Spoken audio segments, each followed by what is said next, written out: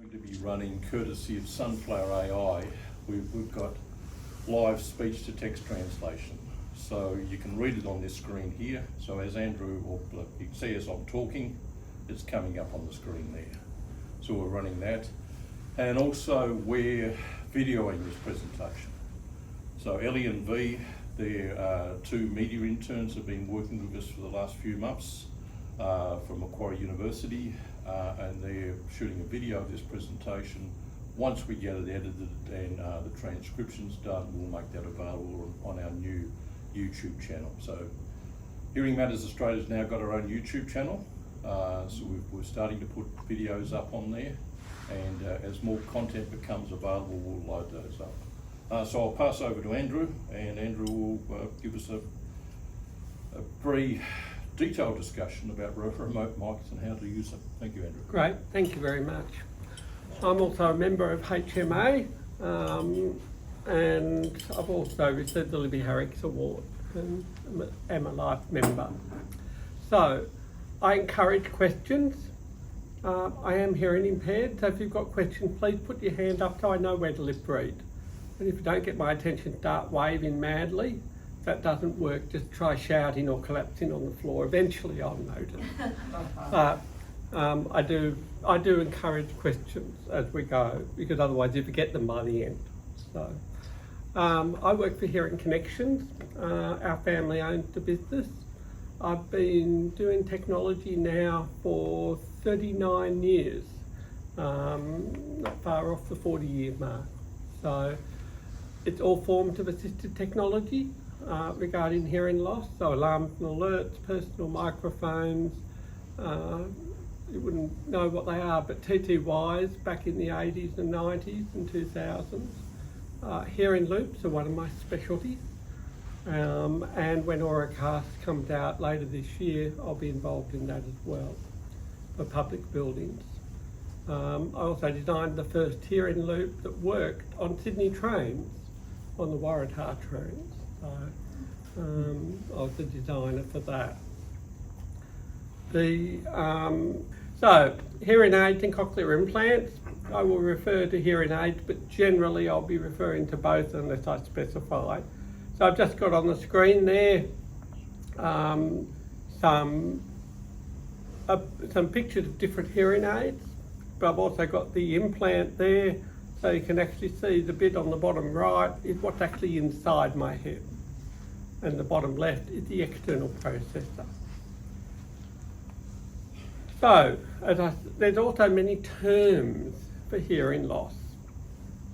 So I describe myself as hearing impaired, as my daughter does, and my daughter was the president of HMA up until the last AGM. So if you're talking about other people with hearing loss, whatever term you use, you'll get it wrong. Everybody's got their own terminology they like. I've come up as people with hearing loss or person with hearing loss as a neutral term.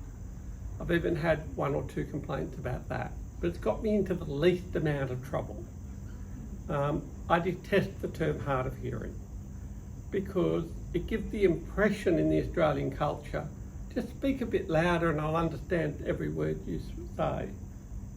Well, the best I can get is 55%. And that's at 1 metre with no background noise. That's the best I can hear with my cochlear implants. So that's why I hate hard of hearing so much. I'll be talking a bit about the telecoil and the T-switch. So that's built into the hearing aids. It picks up hearing loops that are built into the trains, into public buildings, usually under the floor, but it also picks up from neck loops. So this is a typical, this is my neck loop, around the neck, and that works with my personal microphone. So that's a neck loop. So the telecoil on my processors picks up the sound from that wirelessly. And I'll be coming back to that.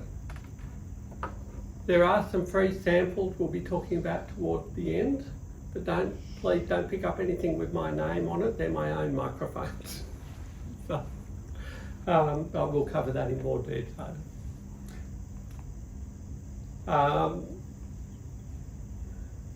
So, I've got $80,000 worth of technology on and inside my head. Now you would think with that, even though it's not up to the $6 million man yet, but you would think I could hear better than anybody else with that amount of dollars spent. Yet I'm only at 55%. When I had hearing aids, my left ear just before the implant, I had 23% speech perception. So that, when I talk about percentages, we're not talking about the amount of deafness, we're talking about what percentage of sounds I can correctly understand. So you can have two people with the same audiogram with totally different speech perceptions. So the audiogram does not tell the whole picture. So it's what I actually hear and understand that's important. So I have I can't tell M from N without lip reading, for example. They're the sounds I can't differentiate. But yeah, so before the implant, I had 23% on my left ear, 28% on my right ear. That's why I got the cochlear implants. I'm now around 55% on both ears. So it's been a big improvement, but I still can't understand everything, obviously. Well, first of all, they don't deal with the cause. Hearing aids deal with the symptoms. So you've lost hearing aid amplifier. They also do a whole lot of signal processing to try and get rid of background noise for you. And for some people, they do a lousy job. For some people, they do a great job. Generally, those with the mild to moderate hearing loss can be really happy and satisfied with today's hearing aids. People with severe to profound, it's the opposite end of the story. So none of the technology, implants or hearing aids, heal the dead and damaged nerve cells, because that's what the cause is in over 95% of cases. We know that with distance we lose volume, that's why I'm using the sound field speaker. Background noise is one of the biggest killers of communication. Now, I haven't told you anything new. The bit that people don't understand is reverberation. Now, every brand of hearing aid sells a TV streamer so that you can understand the TV by getting it wirelessly transmitted directly to your hearing aids. Why is that? I mean, my lounge room is really quiet. There's no background noise except when my wife vacuums. Or the dishwasher goes ding, ding, ding. But when I'm listening to TV, generally it's quiet. There's no background noise. Distance is not a problem because I can turn the TV up or down on volume. But it's the reverberation that's the issue. So we get the sound bouncing around the room. For people with normal hearing, they can't even tell that reverberation is there. It doesn't bother them in the least. People with hearing loss can't tell either. All they know is they can't hear, they can't understand the TV very well. So just in the lounge room, just that distance, 3 metres from the TV to you, is enough for the sound to bounce around and muddy the sound for a person with hearing loss. I used to have a lot of people come into the shop with TV issues. It was almost always the wife bringing the husband in, and she would say, "I'm going deaf. My husband has the TV so loud." Funnily enough, the husband's never brought the wife in saying that, and I haven't yet worked out why, but I'm not going to go there.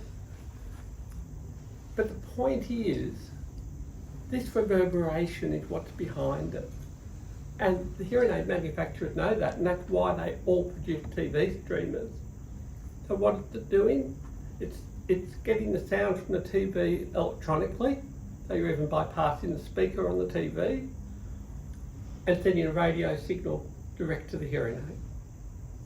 No reverberation, crystal clear, it's the best I can get. So it still doesn't mean I get more than 55%, but at least with lip reading and context, I can fill in the blanks. And if it's a movie, captions. If it's the news, you can forget the captions because the captions are usually so bad. But yes, I still leave the captions on, particularly for movies. There's a reason I'm telling you this. It goes back to why we'd even need personal microphones. So at the moment, you're getting my sound from the sound field speaker over here. This particular speaker actually is designed to reduce reverberation, and that's why it's so good. So there's less reverberation off the ceiling with this particular speaker. It also gives volume, but doesn't get rid of all the reverberation. The only way is to send the signal wirelessly. That's what the technology does. So there's a whole lot of assistive technology out there in all different categories. So we're just going to focus today on the personal microphones. But I want to add, the personal microphones can be used with TV. When I'm travelling, I actually put my personal microphone in front of the speaker of the TV in the motel room so I can understand it. Makes a huge difference. There is one trick to that. Modern TVs don't have the speakers on the front. They have the speakers either underneath or behind. So you've actually got to be careful where you put the microphone. If you put it in one place, it'll sound too tinny. Put it in another place, it'll sound soft. In another place, it'll get too much bass. So you've actually got to move it across and back and find where it sounds the clearest. So that's why people get sound bars often, because the sound from the TVs aren't always that good. But even with sound bars, the same thing applies. You've got to find the best spot by moving it. But it meant that I can listen to the TV and enjoy it when I'm travelling. So just keep that in mind. That's a fringe benefit to the microphones. So let's talk about some of them specifically. So up there on the screen, the one on the left, the Maxi Pro. This is specifically designed for people who can't handle hearing aids, usually because of poor fine motor control. So my aunt, when she was in her 80s, she had no feeling in her fingertips at all. So she couldn't find the buttons. Some people can't even put the hearing aid in at all. So, and I've actually had a few clients earlier this year in particular who couldn't handle the concept of hearing aids, or they've got middle ear infection problems or psoriasis in the middle ear, the outer ear, in the canal. So we actually supplied them the Maxi Pro, which has huge buttons. Unfortunately, the one I was going to bring today got sold, and I didn't realise I didn't have one left. So I apologise for that, but it's about 50% longer than this one in my hand. So it's about that big. But the good thing is the big buttons on it for volume, but also tone control. Now, it will never give as good sound as a hearing aid. A hearing aid is professionally calibrated to your hearing loss. By the way, if you get hearing aids, you should go back at least 3 times to get them fine-tuned, because the standard deviation for people is that big, and they set it for the average in the middle. So you could be down here, you could be up here. In fact, only about 5% of people does the original fitting actually ideal for. So, yeah, it will never be as good as a hearing aid, but if you can't use a hearing aid, it can be fantastic because there's nothing else. You can, and also the person can be independent, which is really important, to be able to put the headphones on, turn it on, and also be able to turn it off when they want to. So, yeah, the good thing is these personal microphones, that's not remote, so the wire going from the headphones to the unit. But there's also this one, the Minnow, this one's got a directional mic on it. So the Maxi Pro, I will suggest to someone, if they've got any sign of dementia, then I give them the Maxi Pro, because they can put it down anywhere on the table next to them or the armrest next to them, and will pick up the sound. But if cognitively they're with it, they can use this, it's directional, so it reduces the sound from the sides. By the way, people who say it gets rid of background noise, ignore them. They all reduce background noise, they don't get rid of it.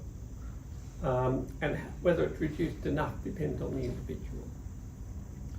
But the Minnow, which is the second one on that slide, that directional, there's two microphones on the top, and that's what they use to get more from the front than from the sides or the back. So that's good where there's a bit of noise involved. So the dinner table, for example, trying to pick up one person. As I said, it reduces background noise, doesn't get rid of it. The good thing about the Maxi Pro is the tone control, because that also adds clarity. It can make it clearer for the person. So they can adjust it themselves, both the volume and the tone. On the Minnow, we don't have tone control, we've just got the directional mics. Sorry, we have got tone control, it's just a bit different on the buttons on here. So, directional microphones. I will just make a comment about cost. All these products are available on the website. Unfortunately, the hearing technology just keeps going up in price. It's not something you buy off eBay. I buy stuff off eBay and online for ridiculous prices. I just got a pair of sunglasses for $3 online. Hearing technology is the opposite, because those sunglasses, they will make 1 million of them at a time in Asia somewhere. Hearing technology is so specialised, it's just not the market worldwide to buy 1 million. So the cost goes up. So to give you an idea, the Maxi Pro is $480. On the other hand, the cost of a hearing aid starts at around $2,500 and goes up from there. Keep in mind too, you've got to look at quality of life, which is really hard if you're young with a mortgage, or if you're retired on a limited income. You've got to make that decision for yourself. But for me personally, I can't do without the assistive technology. I've got the implants, I've got the processors.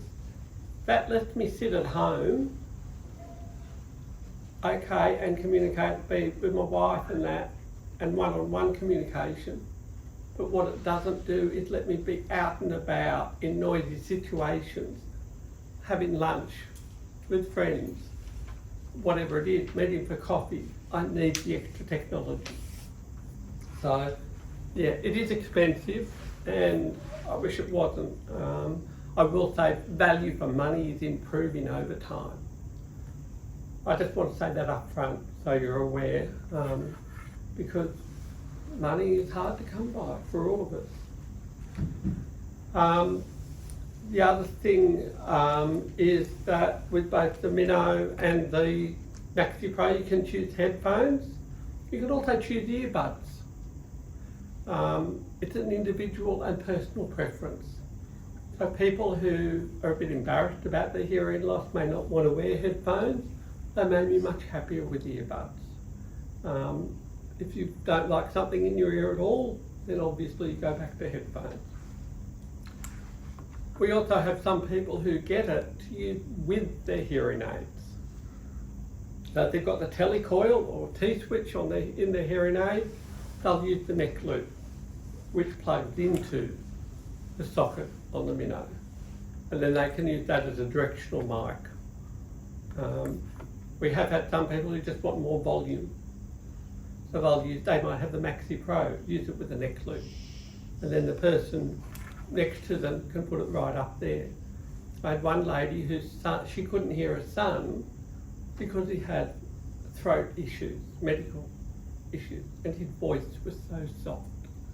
And she couldn't get enough gain out of the hearing aids. The bottom picture there also shows the TV streamer. So the Maxi Pro, you can actually get a TV streamer that's hardwired to the TV as well as an option.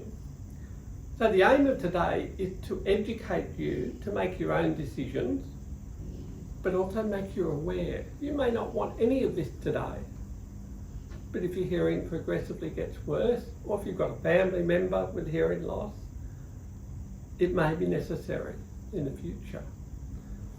I always want to know what's going on with technology so that I can make my own decision whether it's appropriate. I also love technology too, I might add, but that's me. Now, we can move into the wireless remote. So you can also get the Minnow as a wireless device. So 2 parts, and I can hand that to someone and they can hang it around their neck, or they can hold it and talk, and I'll be wearing the receiver. So it's a 2-part system. So this one is actually HMA, it's been donated to HMA with all donated goods. There is no guarantee on battery life. It may last 30 seconds, it may not. It may last 8 hours, it may not. So you get what you pay for. They are freely available. So we've got 2 systems here. Just checking. Yep, the Domino and the Minnow. So they're available at the end for those who would like them, one or the other. They're available. The Domino's not made anymore, but they are a very good product. You lot have been very quiet. Any questions? One of the things Andrew. Sorry? Sorry. Ah, yes. Yeah. You mentioned, yep, I'll grab the mic. When you were talking earlier, you mentioned your speech perception was at 55%. That's you personally. Yes. Some people may have much higher speech perception with their cochlear implants. Yeah. Yours is your individual case. Some will be over 90%. Yeah. Okay. Definitely. Some are well below me. When I got my first implant, the average was 50%. But we're going back 15 years now. So yeah, that was a fair while ago. I don't know what the current average expectation is with a cochlear implant. You've got to remember the cochlear implant, a healthy inner ear has over 20,000 nerves. The cochlear implant only has 22 channels.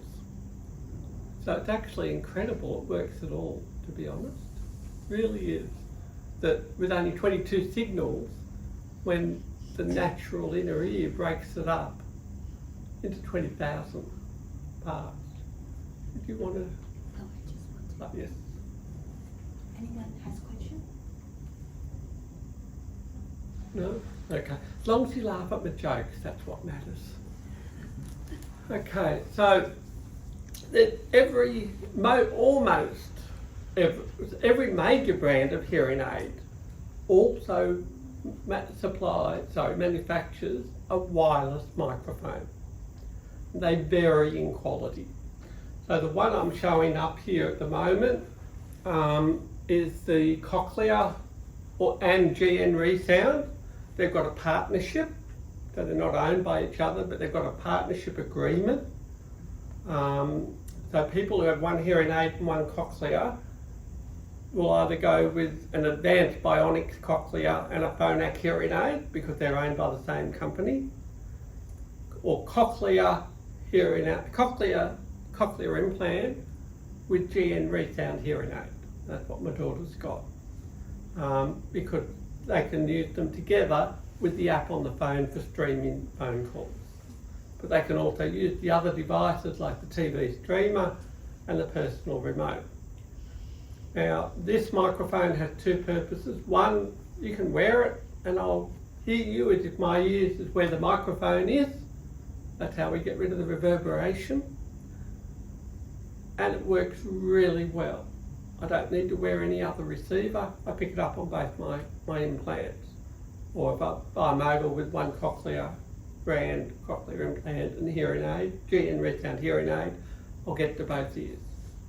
It also has another purpose where you sit on the table and it picks up all the sound around it. Other than placing under the TV, I do not recommend it at all. It is worse than the microphones on your hearing aids because it just picks up all the sound. So if I go to a coffee shop and put it in the table to try and hear the person across from me better, I'll hear them worse. But when it's used correctly vertically and worn by the person, it's excellent.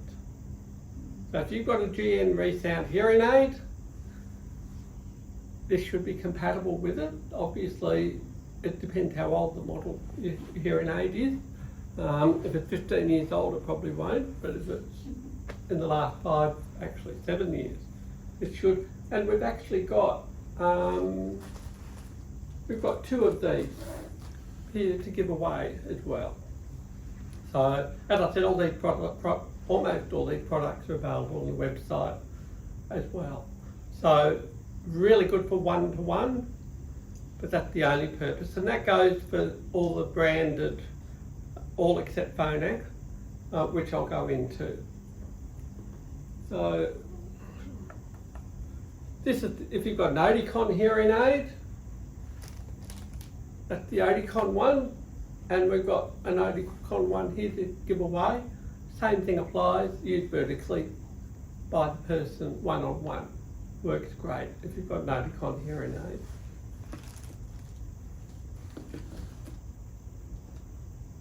Now, that's also, I've just shown there another type of streamer used by Oticon for people with what's called BAHAs. Technically, I found out BAHA is trademarked to cochlear, but then for bone anchored hearing aid. Yeah.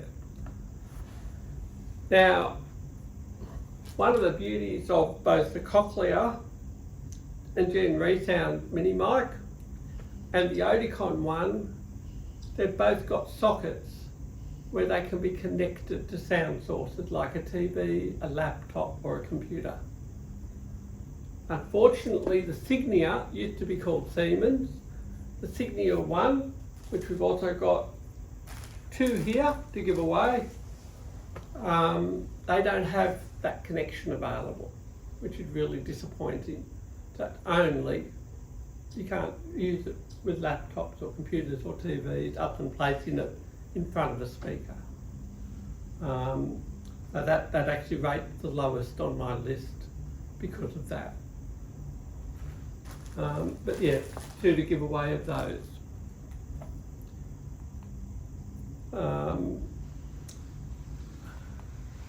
Now, I'm going to go on to my favourites, the phonak system. Phonak have gone all out. They have become the leader in personal microphones. And they're so far ahead of all the other brands, nobody else will ever catch up to them. Because they've got such an array of different microphones and they work well. So my favourite, I'll come back to my favourites on the next slide. I'll show you the ones here. So you can see the microphone bottom right. I'm wearing that now. It ties into this speaker here. The pass around mic that Brendan was talking into, it ties in with that.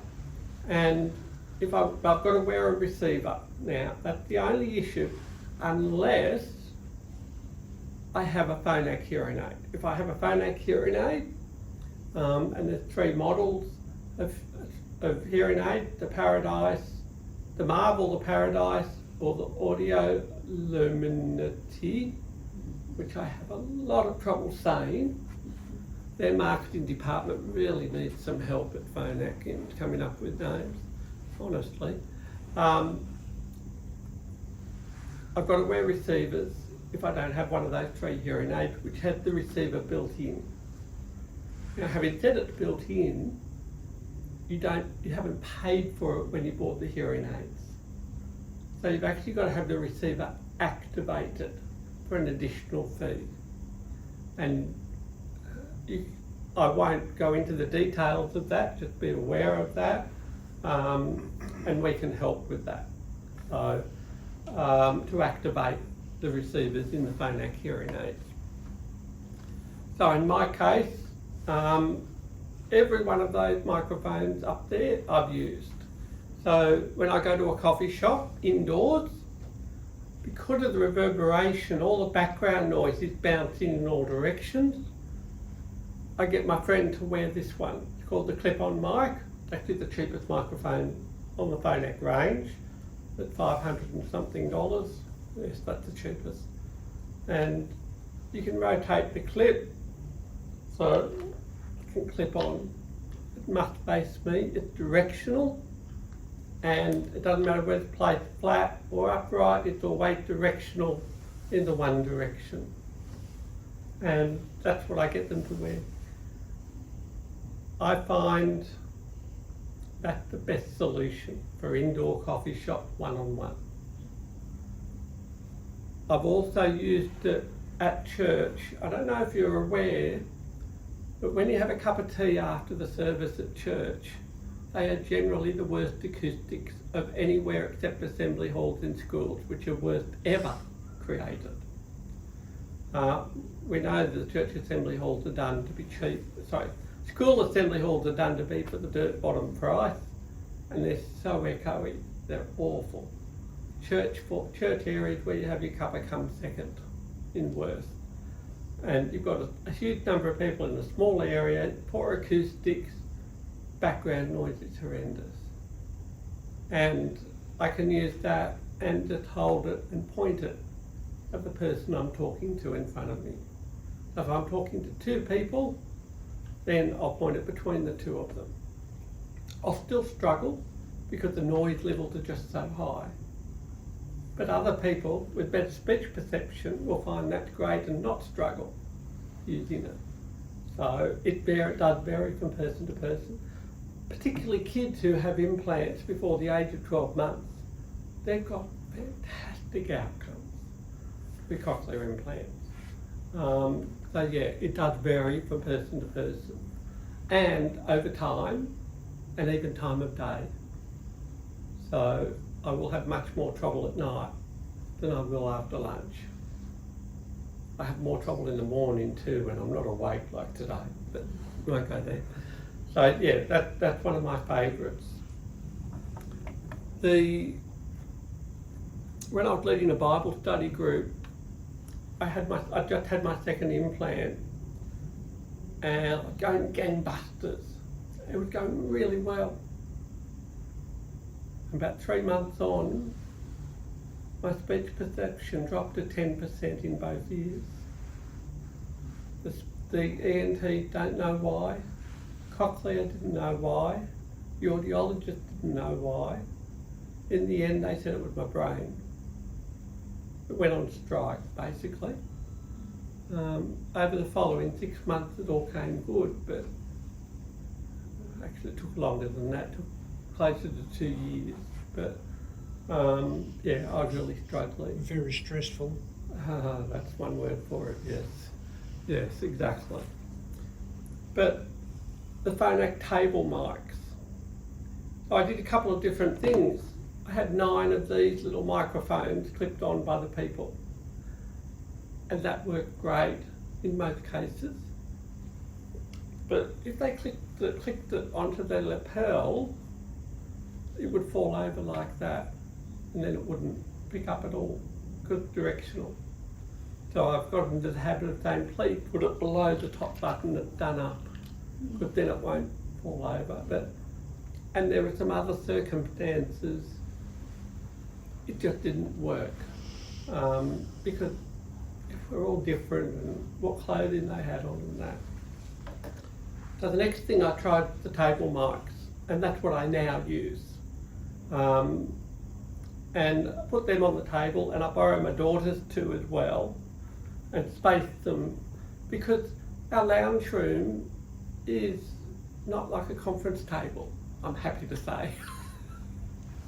You know, we're spaced out. So, but we have a little set nest of coffee tables, if you know what I mean by a nest. And so I placed them out. And so each one would be close to the people of the 4. And with that, and by the way, with the Phonak, they're intelligent microphones. I'm not talking about AI, which is a term which even technically I still struggle to understand what the difference is between AI and just an advanced computer. I mean, honestly.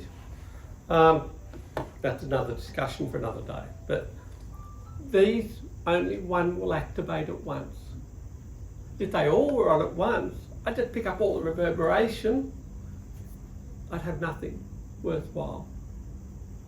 So they all link together and pick up the loudest sound by the one closest to that loud sound. And that's what I like about it. They've actually haven't tried to take shortcuts like some of these mics we just put on the table. It's useless.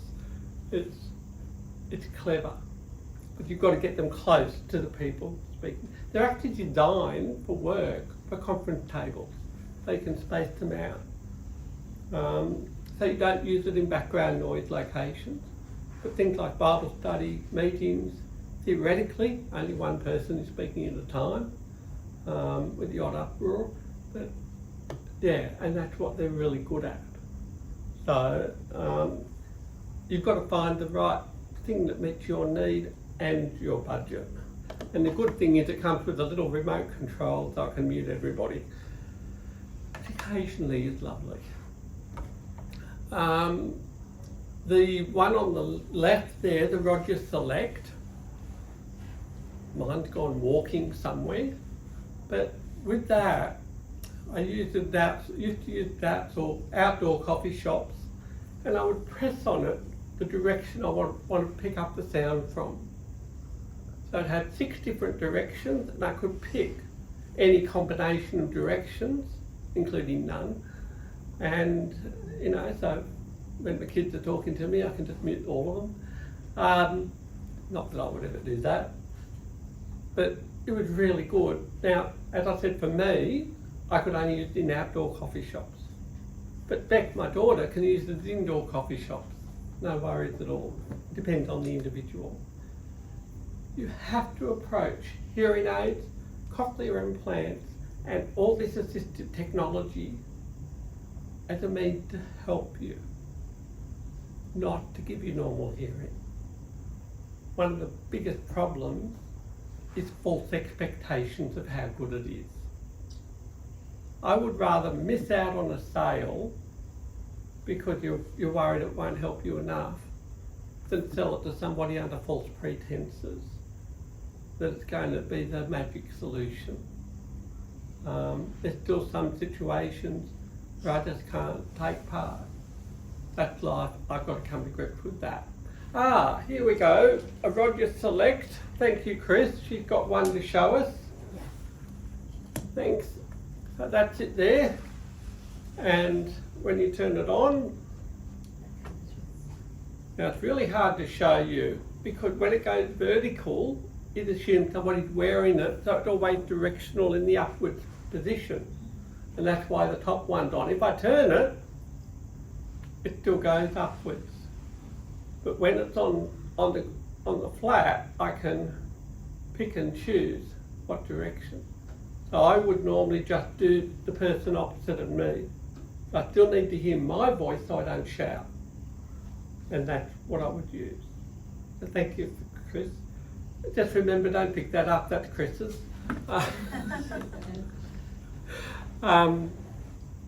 Fantastic product.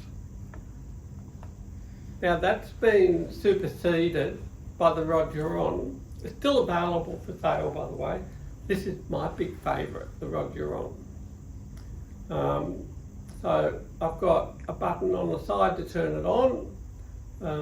It's not one of those push buttons that uses batteries even when it's off. This is a hardwired button.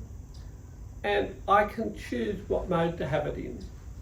At the moment, that's automatically gone to lanyard mode, where a little lanyard comes with it, or I can just tuck it in there to wear it.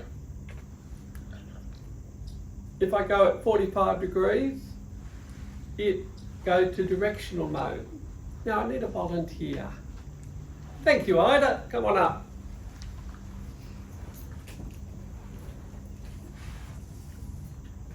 Actually, she's perfect for this thing. So, we're just having a chat.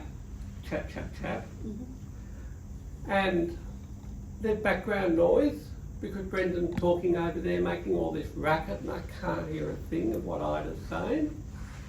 So I hold it here, but look at the angle.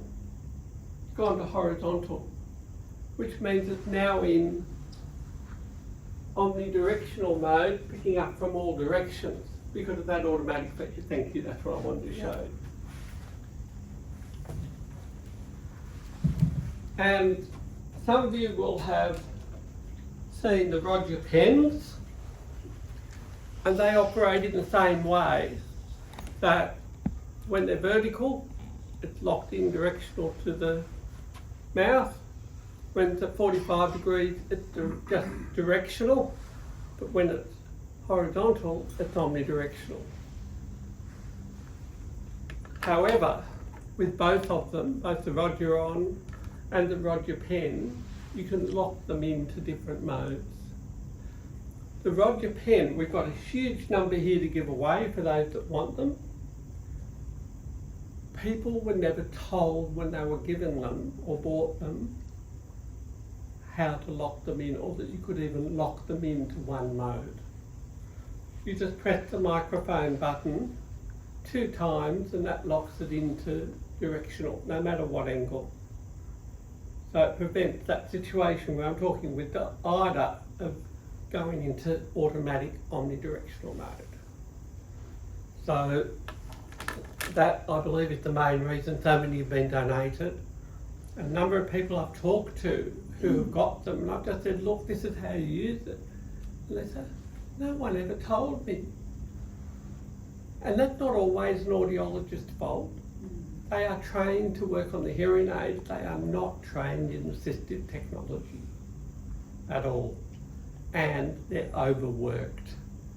They're so pressured to sell so many hearing aids or to fit so many hearing aids in a day, they don't have time to learn about or even to talk to the client. Sorry, Chris. You have to get them paired to your hearing aids, like the Roger.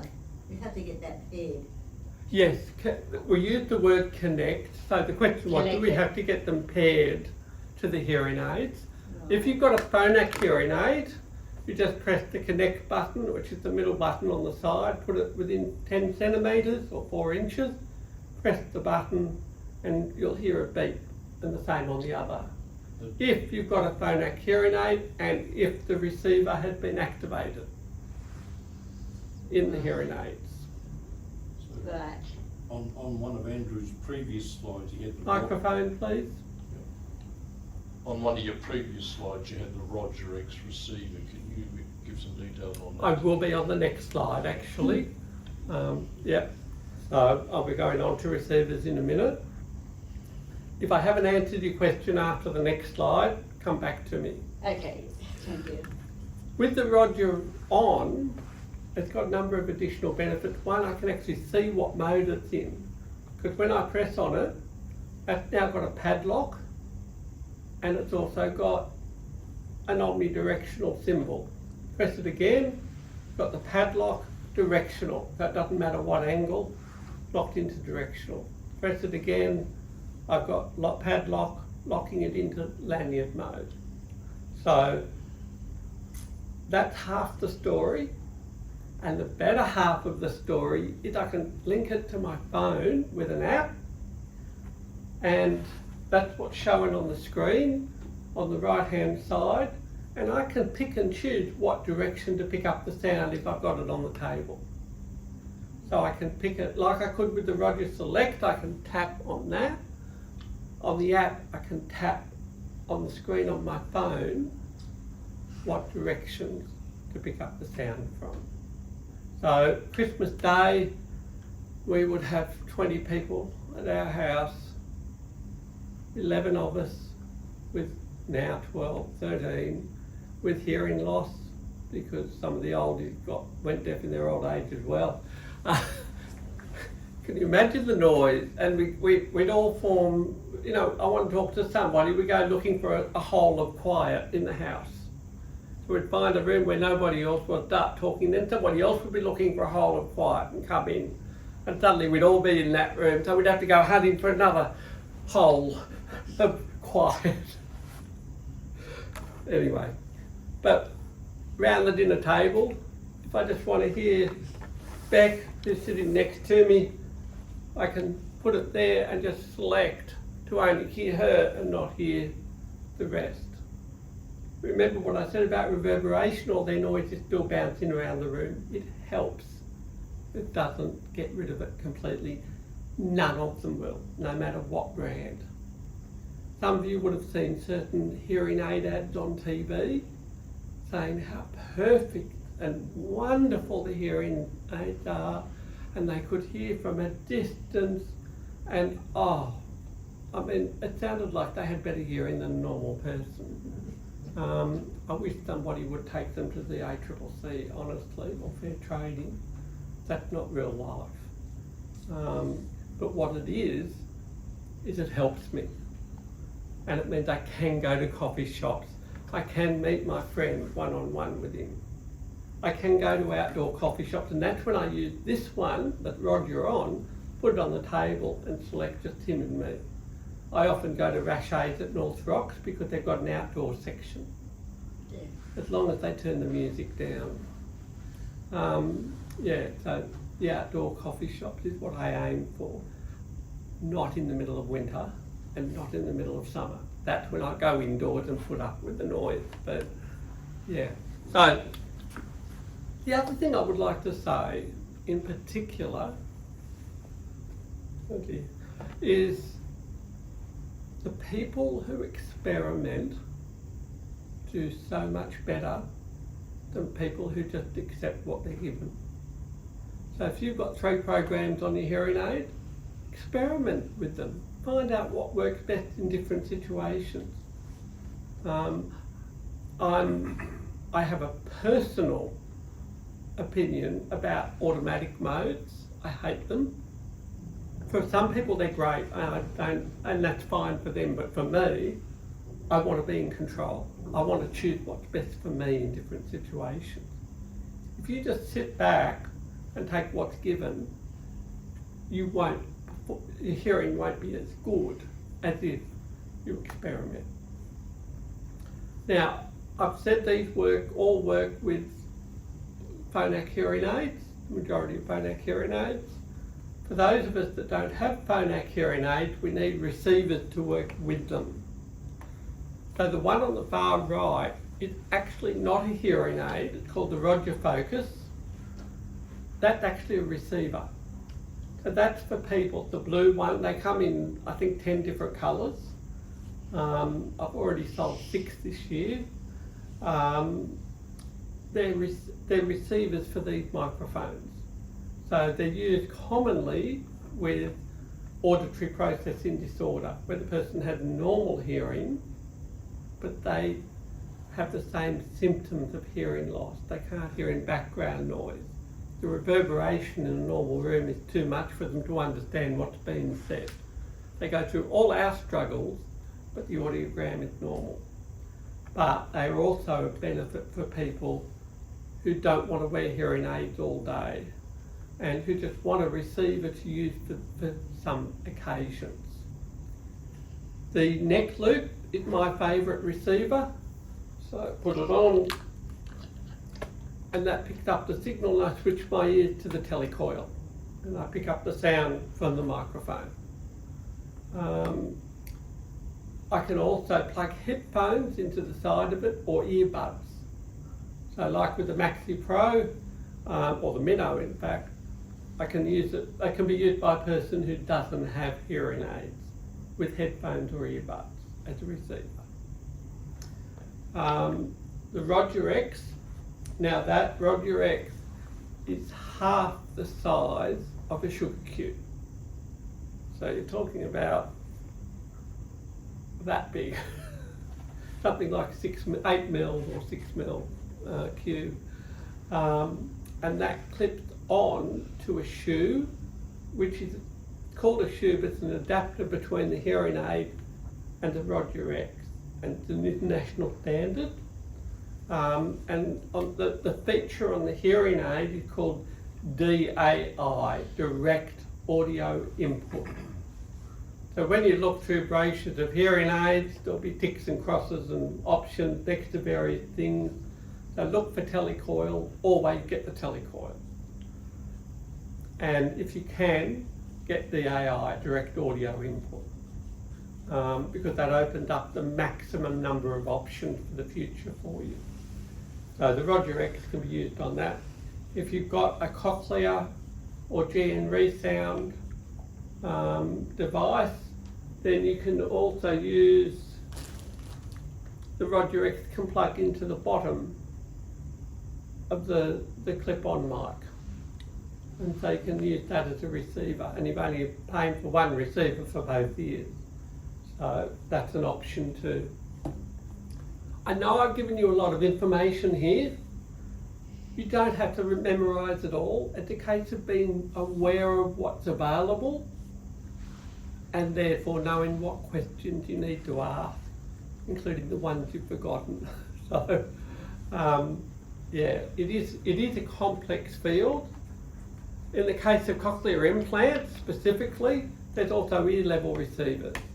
So in the case of my brand and model, the receiver actually clips in between the processor part and the battery. Now, Beck, my daughter, she likes the ear level receivers. Because neck loops don't always look good when she's dressed up going out. You know, it doesn't always match the colour and things like that never bother me. Yes. Thanks, Andrew. Look, just a general question.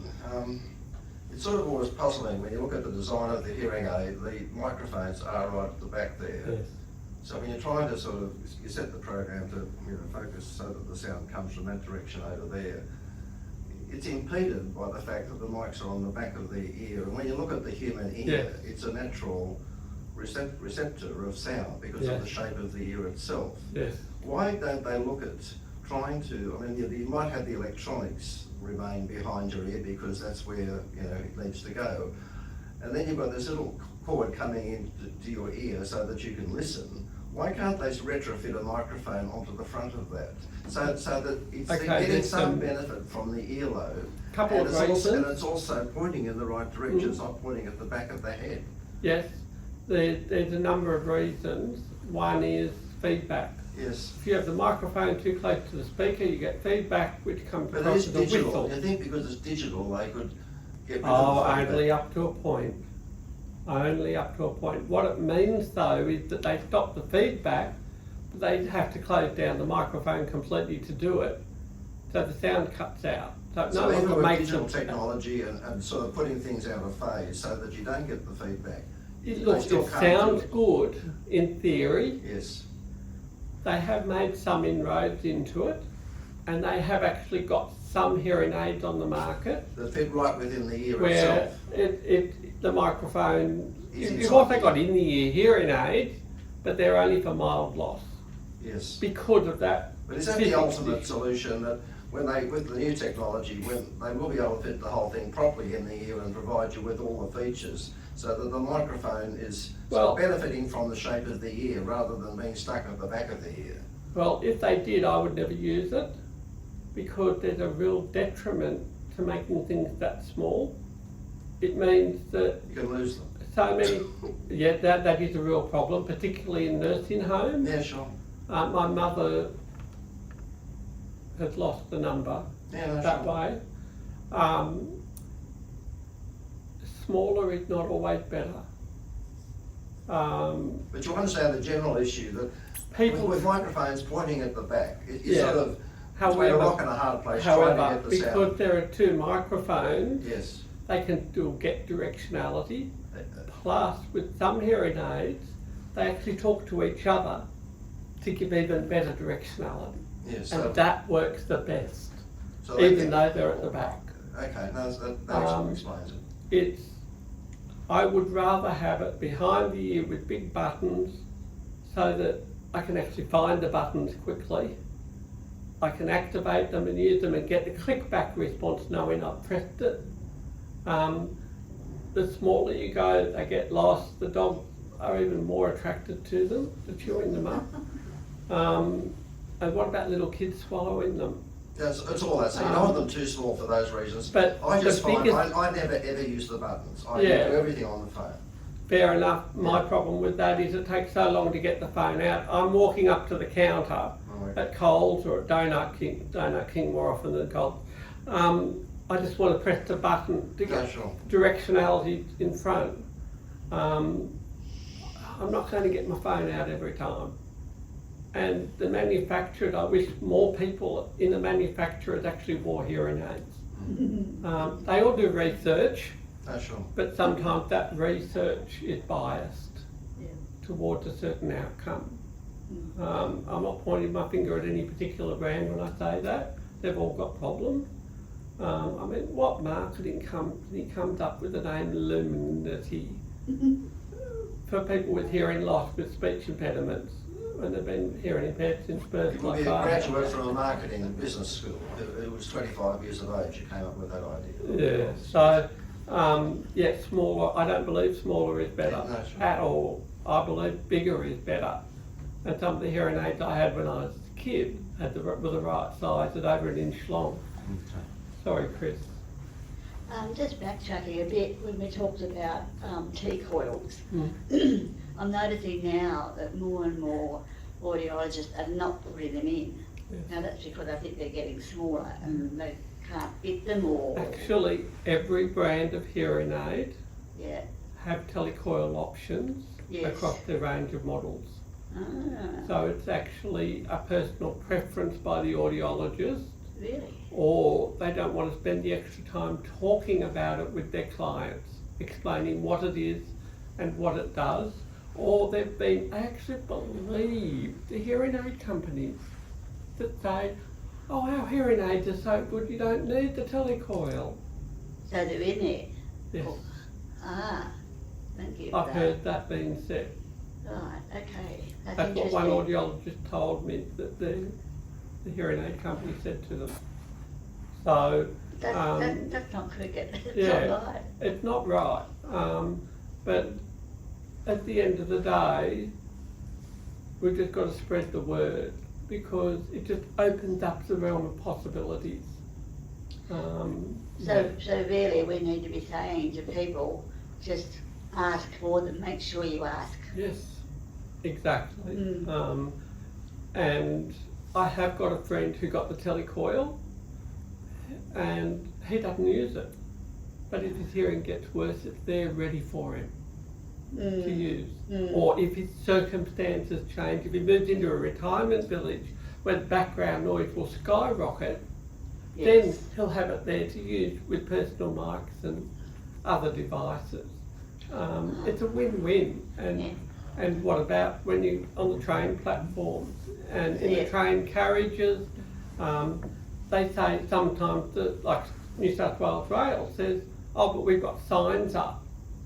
Well, some people have dyslexia who have hearing loss. And dyslexia is not something you have or don't have. some people just can't read it fast enough before it scrolls over. No. That's a mild form of No. dyslexia. You know, it's not, it's a sliding scale. Yes. Or what about low vision? Trying to read those signs. They're not a replacement. If they were, why don't they get rid of the audio messages altogether? And That's also, proof in also you itself. can't really easily locate where That's where another it is on the issue. platform. Yes. I mean, it's there. The other states are much better than us. Really. Much better. Yes, I've done work in several states, territories, and yeah, we are by far the worst I've seen. That's interesting. Um, Thank you. Yeah, I'm sorry to say. So, we've also got the Roger microphones Roger pens that I showed you. And then the neck loop receivers available if you've got the telecoil. Also got a socket for headphones or earbuds. So, feel free to come up. Any last questions? Yes, Alex? I don't know whether mine has a telecoil adapter or not. Can't tell by looking at it. How many programs have you got in it? I don't know. I can't tell by looking at it. Oh, you can't? No, Oh. because it's inside it. Right, right, Yeah. okay, yep. So you need to ask your audiologist. The other question, how many programs do you have? How many do you, if you press the button, what I happens? wasn't told anything. This is just working on automatic.